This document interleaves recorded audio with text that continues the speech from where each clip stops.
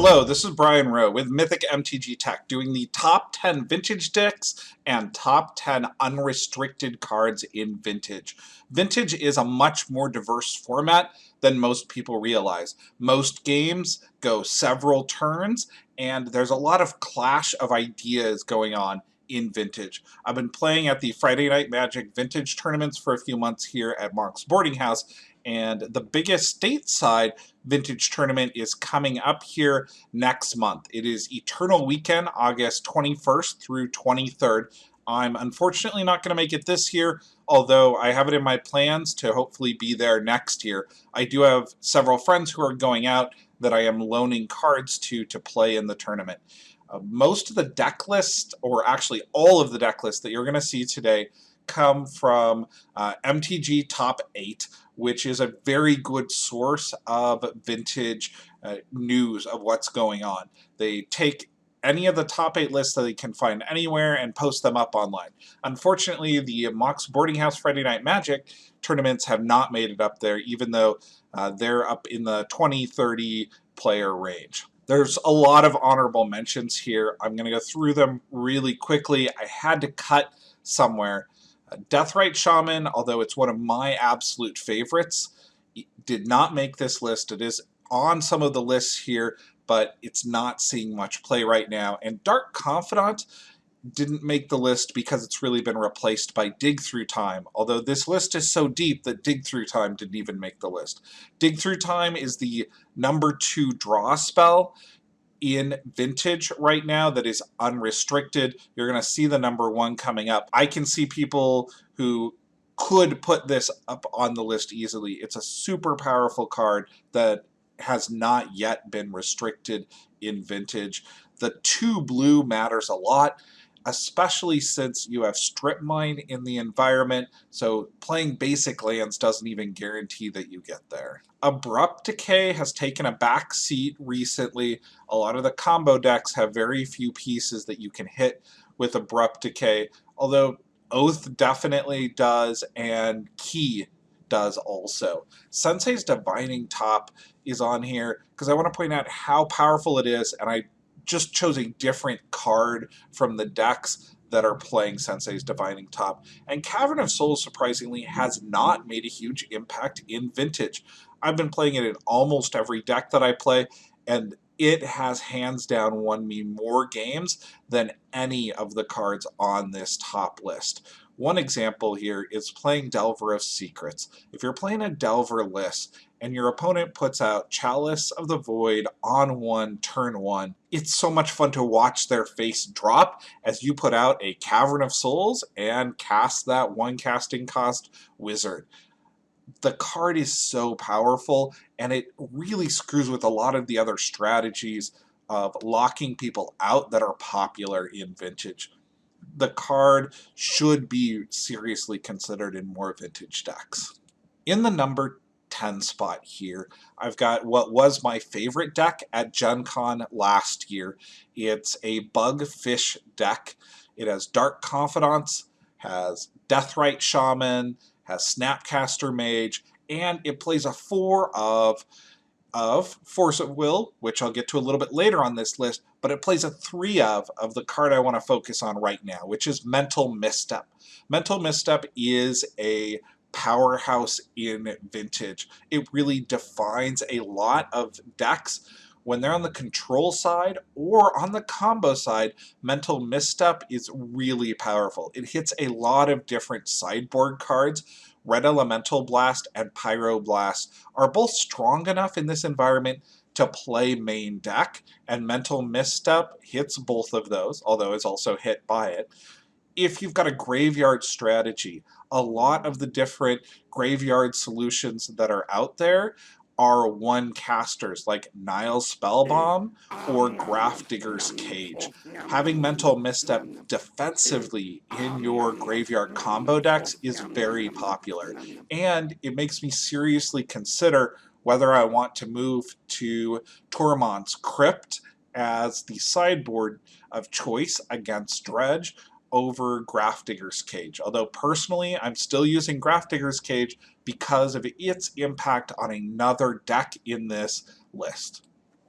The number 9 spot here, I've got Gush Storm, and the reason that I put this on the list is because of the 2 Jace the Mind Sculptors that are in here.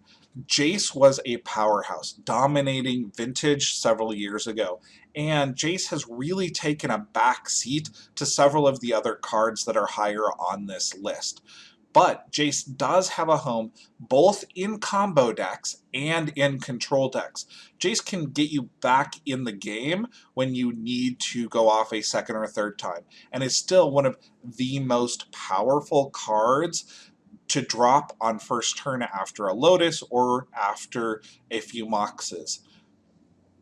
This deck is also very interesting to me because of the Lotus Cobras that are there. If you're going to play Gush, consider Lotus Cobras and the ability to gain a bunch of extra mana as you put those cards back into play. As those lands interplay, having them produce huge amounts of extra mana is really, really nice. This deck has so much going on with it. It is one of the most difficult combo decks to play in Vintage, and if you're going to play any deck, I recommend proxying up this deck and playing against it so that you have an idea of what you need to disrupt.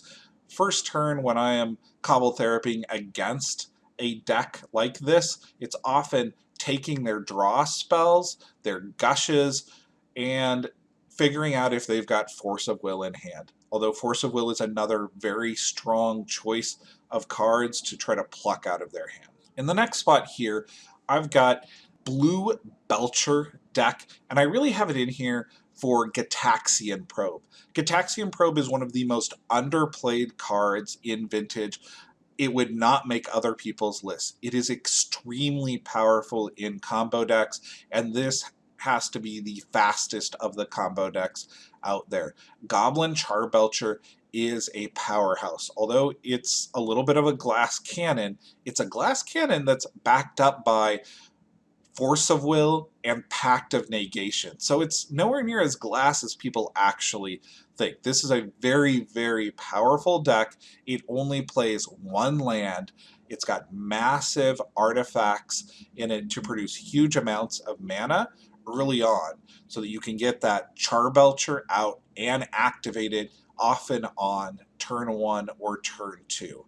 This is the type of explosive combo deck you need to be aware of in the environment, and you need to know what cards are really going to shut this down. Null Rod is top of the list for stopping this deck cold in its tracks. The next spot here, I've got Oath of Druids. Oath of Druids is an old school favorite for me. I remember playing it with Spirit of the Night and reshuffling my deck and taking several turns to win. When you get to a modern version of Vintage, it is so much more powerful. Being able to put out Gristlebrand for 2 casting cost is just incredible. Emmercool ends the game in 2 turns, and this particular deck I would call a hybrid between Show and Tell and Oath of Druids. Show and Tell lets you put Omniscience out and then cast all of these incredible spells for free. So you've really got a 2 casting cost free Gristlebrand or a 3 casting cost Gristlebrand or Omniscience. So you've got 2 different win conditions that make it one of the most consistent combo decks in the environment. Another thing that I'd like to point out right now is take a look at the sideboards as we're going through these lists. Every sideboard has several spots dedicated to one of the decks we're going to see later on this list, Dredge.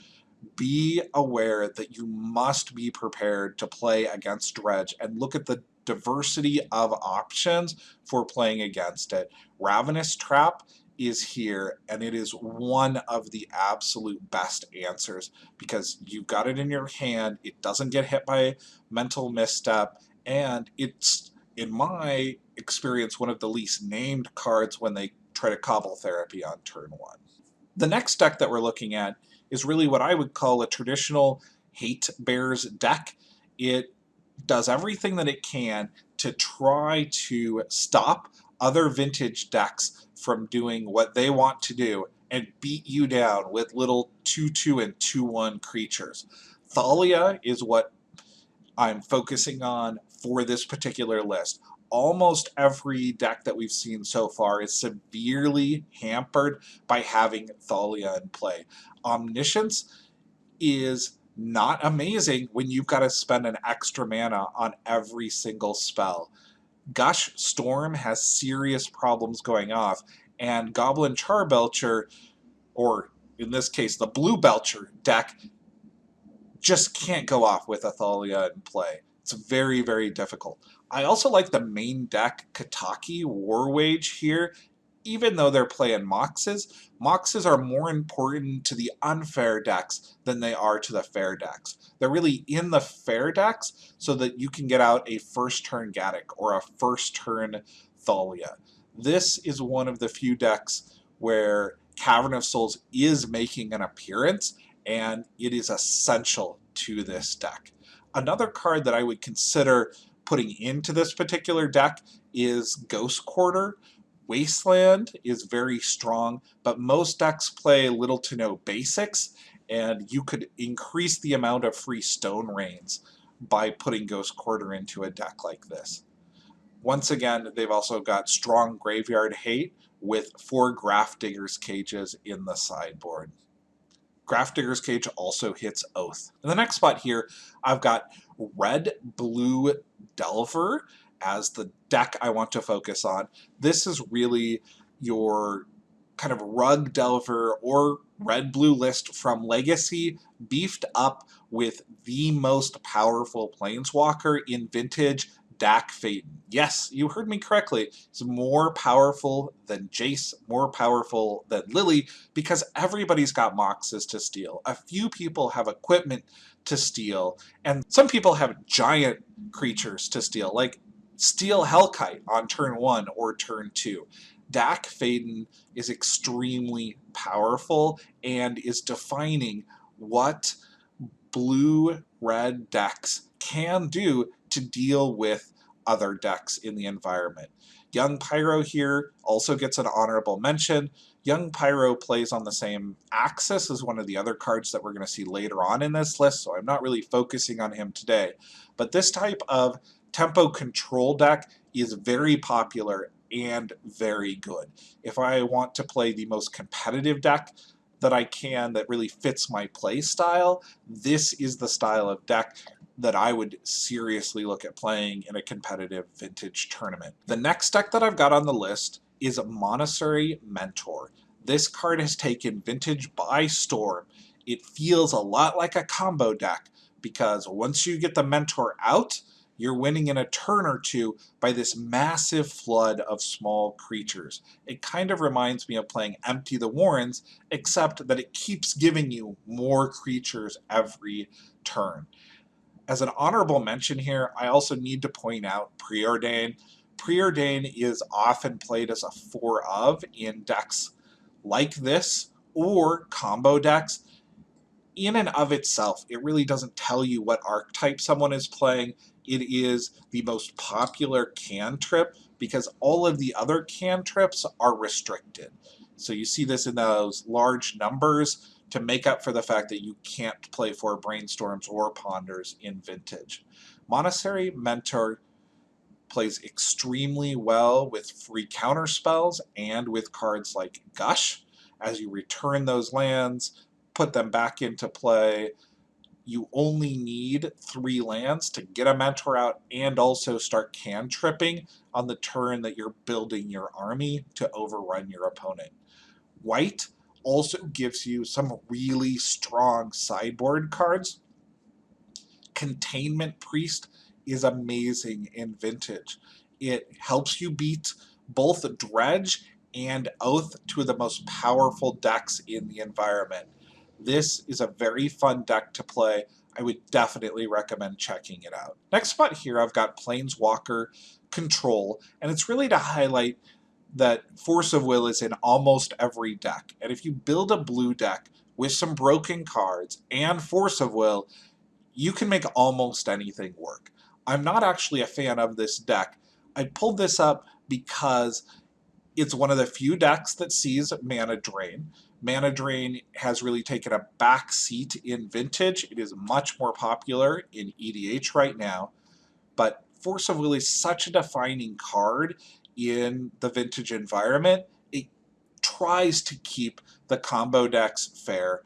I'm not going to argue that the combo decks actually have to play fair by any means in Vintage because they are so much more explosive than they are in Legacy, and they have the ability to go off a second or third time because of Yawgmoth's Will or a Jace that they put in play extremely early on in the game. I also like that Planeswalkers give you a lot more long-term win ability in a deck. Tezzeret the Seeker is very, very difficult to deal with in this deck. Most people do not have an answer for him. Tinker is part of this deck, so you've got the Blightsteel Colossus coming out on turn 1 and threatening to kill your opponent on turn 2. So even your control decks often have a combo win as part of them. People have figured out that it's not enough to control the game, but you need a serious threat to end the game quickly once you have control. We also see the Voltaic Key Time Vault combo in this deck to take infinite turns. In the number 2 spot here, I've got Bazaar of Baghdad. This is one of the defining decks for Vintage. It is the budget Vintage deck. Most of the Vintage decks we've seen so far have run between the $7,000 and $14,000 range. Bazaar of Baghdad doubled in price, which has put this deck up to about a $2,000 range.